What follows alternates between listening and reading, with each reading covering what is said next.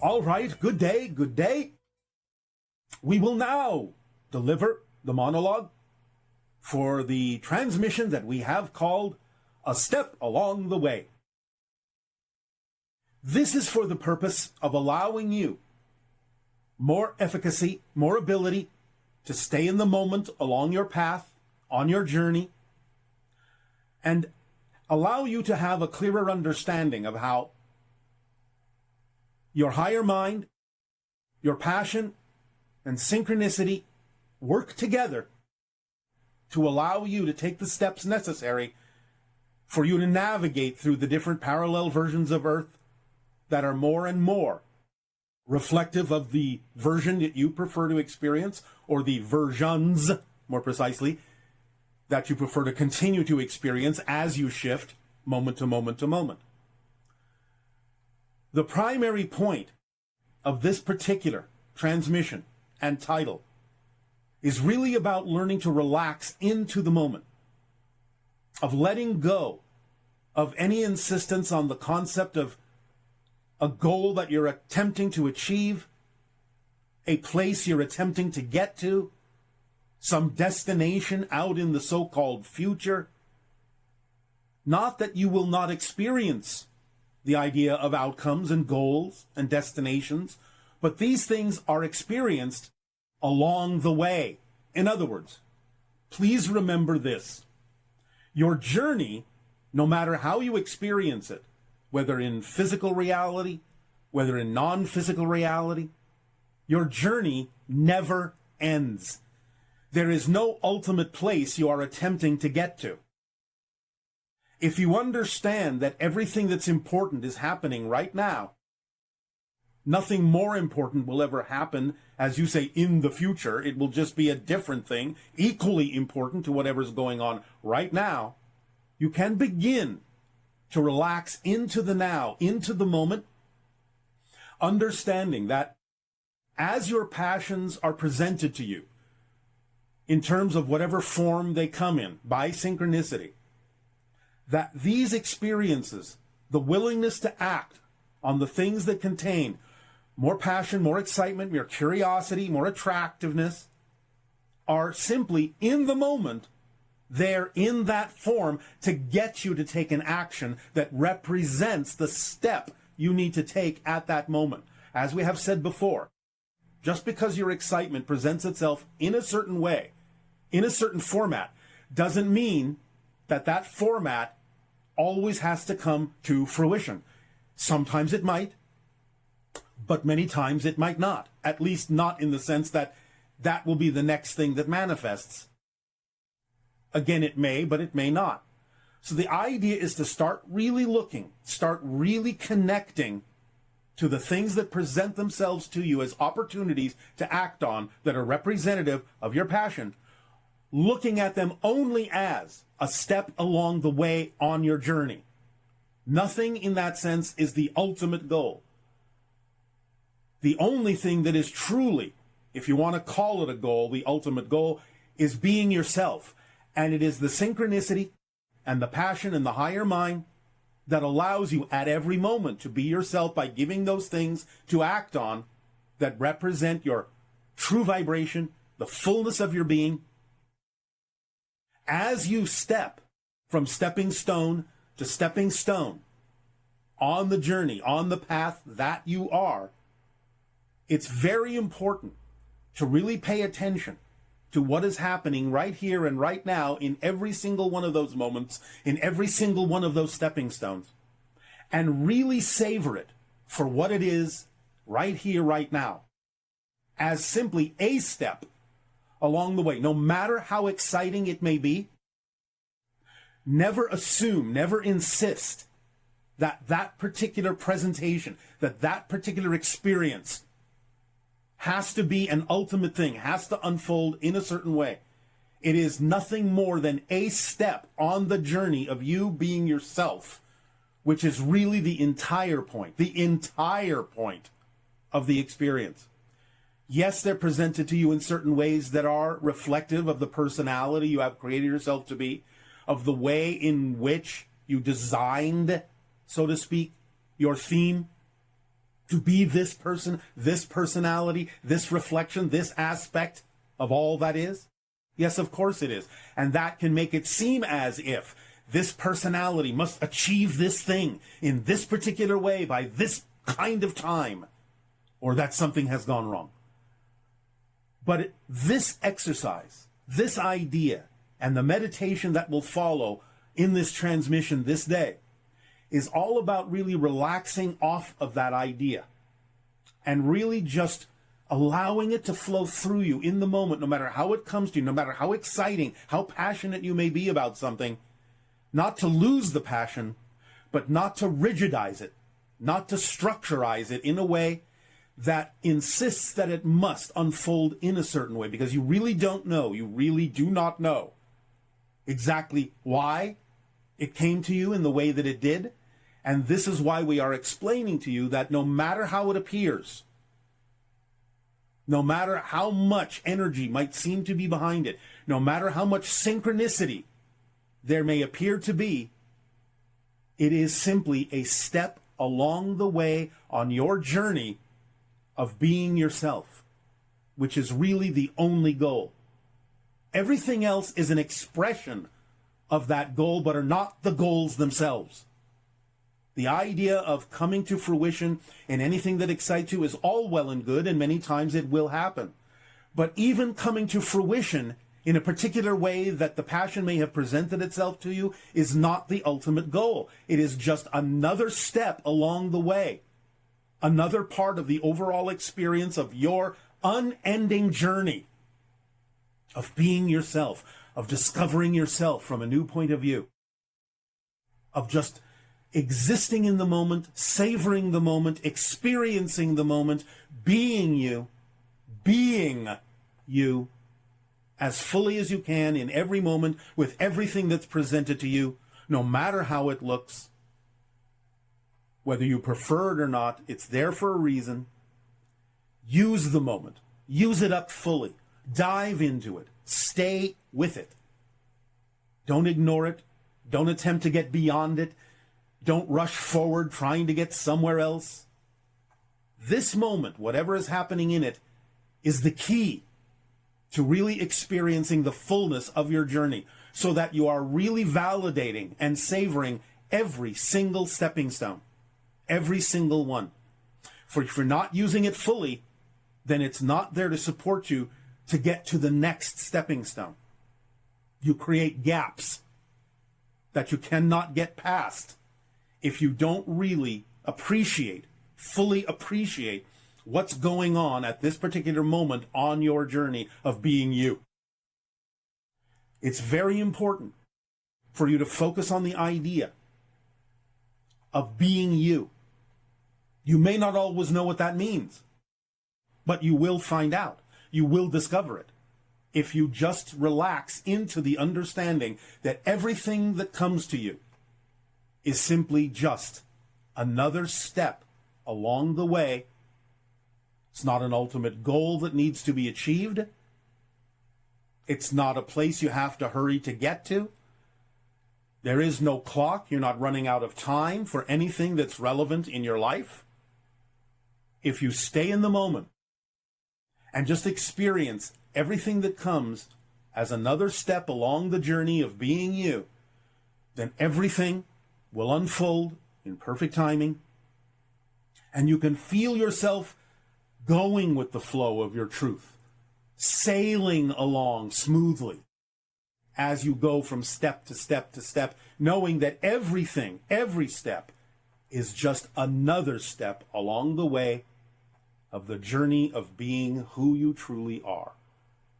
So begin to breathe and relax into this idea that there's nothing more important than the now moment, because it is the now moment and in the now moment that you will discover by your interactions with what's happening at that moment who you truly are. And that's the most important thing you can do, to really allow yourself to move through your journey, to be your journey, and know yourself more deeply, more fully, more truly, and feel the fulfillment of the reflection of all that is and all the potential within you that will unfold Yes, over time, because that's the focus you have.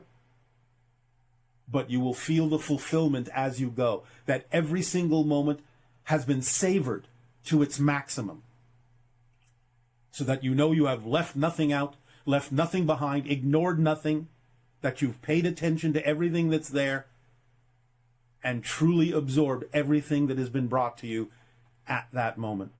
Because there is nothing irrelevant in this moment. There's nothing irrelevant in this moment. And there's nothing irrelevant in this moment. Every single thing is the orchestration you have agreed to participate in. When we take you through the meditation, we will continue the idea of how to breathe in a more relaxed way into every moment, so that you truly begin to experience your passion, things you do prefer, things you don't prefer, interactions with others, reflections that you may get through synchronicity, everything that comes your way, messages from the higher mind, messages from spirit guides. Whatever it is that's happening, you'll be able to experience it simply more and more and more as another beautiful, orchestrated step along the way of the journey that you are. Good day, Bashar. Good day, good day. Yes, thank you. Yes. What connections do I have, and is there any historical counterparts, past, present, and if possible to say future? Yes, but that's true for most of you. Remember, this is a dynamically changing thing. It's not static. It's like plugging into an internet and unplugging from it and plugging into something else on the internet and then unplugging from it as you need to make those connections based on how you believe they guide you through life in terms of the kind of experience and information that you download from those connections. Whether you call them past, present, future, whether you call them extraterrestrial connections, extra-dimensional connections, guide connections, all that is, whatever you want to call it, whatever you're plugging into that serves you at the moment is constantly dynamically changing. Yeah, and for the connections that they are relatively similar to everybody, like Sirius and Pleiades. There may be some differences for certain individuals, but the general ones that most of you on Earth at this time connect to are Sirius, Pleiades, Orion, Arcturus, hybrid civilizations, such as my own or some of the other hybrids, the Greys, and also, historically, many of you connect to the idea, especially in what you call your United States area or North American continent, or South American or Central American continent, to the concept of Atlantean connections, some in the Asian continent to Lemurian connections. These are very common for most of you at this time. Yes, there are others that can be included in that formula, in that equation, in that mix, and that then will depend upon the specific individuals, the specific themes, the specific connections beyond the general ones that are germane and relevant for them in this particular life path. Thank you very much. Yes. What is the link between you, Ra, Thoth, Abraham, and myself? We're not exactly sure how to answer that. It's an extremely generalized question, and to some degree is an offshoot of what we just explained. You make your links according to the vibrations that you need, and you set up those links between different entities for yourself as you need to create them. So whether or not I myself need to have a link to Ra per se in my own journey of life doesn't really make a difference if you need me to have a link between myself and Ra for your journey in life, because we're interacting with your entire collective consciousness, all the archetypal levels that represent your world and your collective consciousness and collective unconsciousness. And therefore we know that whatever it is we represent to you, for whatever reasons you are creating a connection with us, will also entail the possibility of very specifically designed or customized links that you will make as you need to experience what you create us to be in your reality. Thank you. That's very clear. All right. Will I come to SSN? Well, you have been there in spirit. Will you come physically? That I cannot answer at this time, because you're not finished being the person that you would need to be in order for that to occur. I'll just say that there might be a probability, but I can't give you a percentage. Thank you. Could I have a quick geographical country's timeline of my Earth's lineage since Anunnaki alteration, and how's my father doing in spirit? Your father is doing fine. There's no such thing as an actual genetic timeline per se, because again, remember that as you change, you're a different person with a different history. Okay. Yes. Thank you very much. Yes, you're welcome. Yeah. What is my friend Clement doing in spirit right now?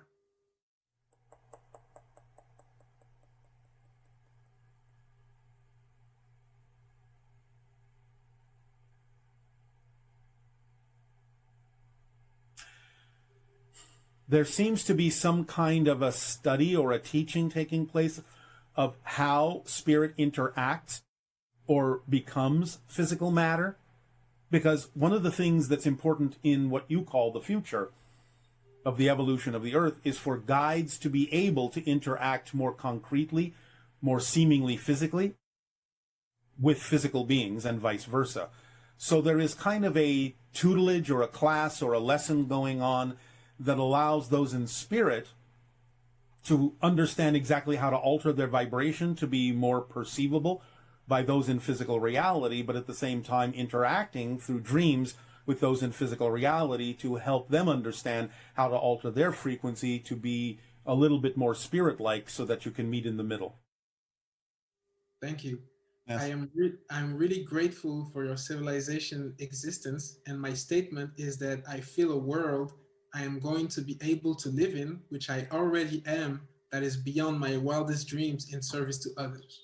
All right. Well, thank you very much. Our deep appreciation to you as well for the co-creation and willingness to be yourself. Thank you, Bashar. You are welcome. Good day. Good day. And to you, good day. How are you? Perfect. And you? I'm great. All right. Okay. Did humans inherit archetypal symbology from both the Sasquatch and the Anunnaki when they were hybridized? Or The archetypal level is a collective, unconscious level that involves every single being on your planet. It doesn't mean human or Sasquatch only. It means everything. Archetypal levels are a reflection of the entire collective unconscious of your entire planet. okay. So everything is included in it. Okay, so the injection of the Anunnaki genes did not have any effect on that. Is that right? Of course it had an effect. It added a different archetype, but still it became part of the archetypal structure of the collective consciousness of your planet. Okay, so what archetype was added? Well, the connection to the concept of extraterrestrial consciousness. Okay, and has it also evolved over time? Of course it has, like everything. Okay, so do we have any uh, symbolism for it in our culture or world right now? Like, how do we recognize that archetype? There are many symbols for the idea of your recognition of extraterrestrial consciousness. Whichever symbol you're attracted to use is fine, because they're all belonging to the unconscious archetypal level of the collective. So some people will use the concept of the actual letters ET. Some will use the idea of a configuration of a flying saucer. Some will simply see it as the idea of the image of another planet.